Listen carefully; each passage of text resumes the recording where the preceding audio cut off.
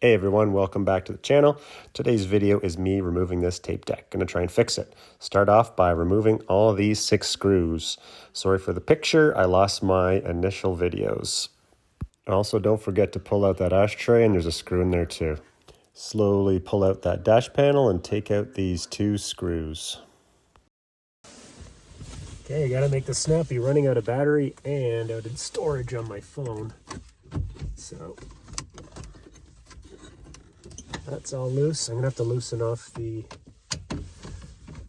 vent levers, this housing.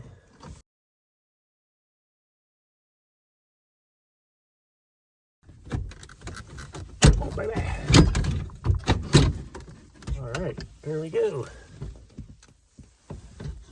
So let's get these disconnected. Show you up close what it looks like in there. All right, behind the stereo. Let's get some light going. Hard to see. That's in behind the radio. So get those disconnected.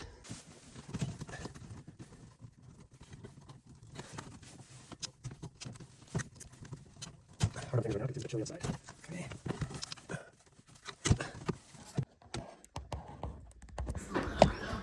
These are the wires that are coming out of the tape deck and going up into the radio.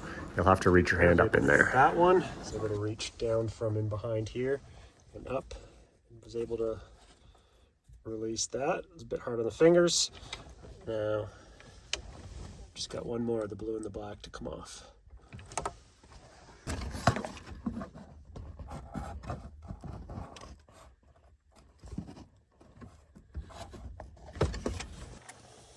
All right, and that's it out.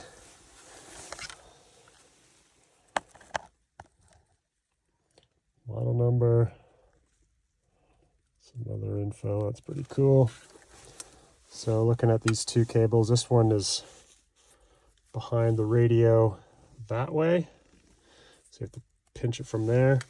And then this one was installed behind the radio that way. So there's the release tab there. Okay, that's it out. That can stay like that because I'm not driving it. And it just looks like a whole lot of Phillips. Okay, getting into the disassembly here. Starting off by removing the bracket that holds the tape cassette into the truck.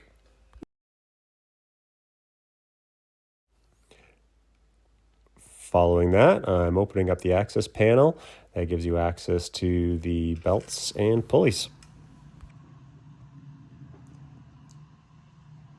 Looks pretty clean in there. I'm guessing there's a belt maybe missing somewhere. Oh, and maybe somebody's been in here before. And that looks stripped. So what is that one? All right, carrying on, getting off the rest of the screws here. Going to get inside and take a look at the inner guts.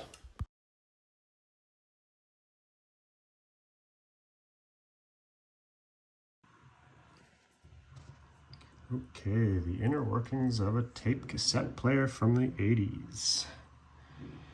Got a whole whack of capacitors, resistors, transformer. There's the motor. I'm going to take this off next. Get a peek under there.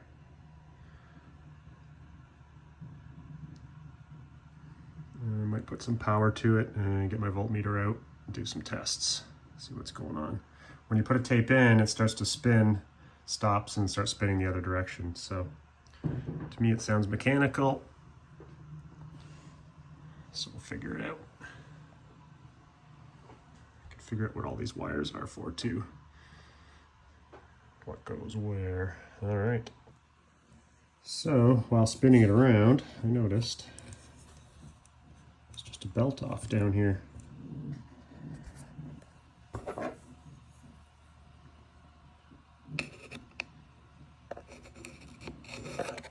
So that could be it.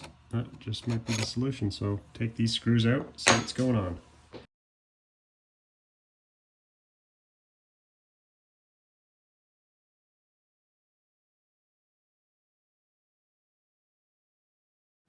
lo and behold, a broken belt. So coincidentally, my neighbor had a belt, and it appears to be the same size as this one. So, appears to be working. Doing this, I'm gonna go find a power supply, get a tape, and see what happens. Boom. So hooking it up to power supply, I have brown, which is my positive, going to the blue, and my negative just going to ground. And gonna try it out with a tape, just a wiper tape that actually cleans the head. Oh yeah, that's what I want to see. And let's see if there's, oh yeah, there's the line.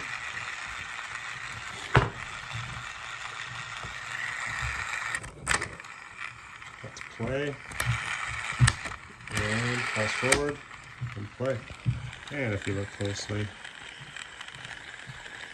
that's it scrubbing the head.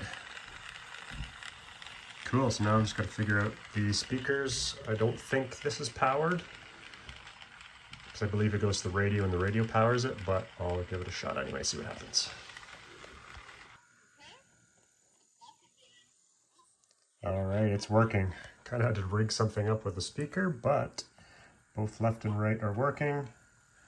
And good to go back in the car. So I'm just gonna clean up the knobs, gonna see if I can tidy up the front of this, maybe find a silver Sharpie or something. All reassembled and put back together, ready to go back in the truck. Thanks for watching my video. Please hit that like button.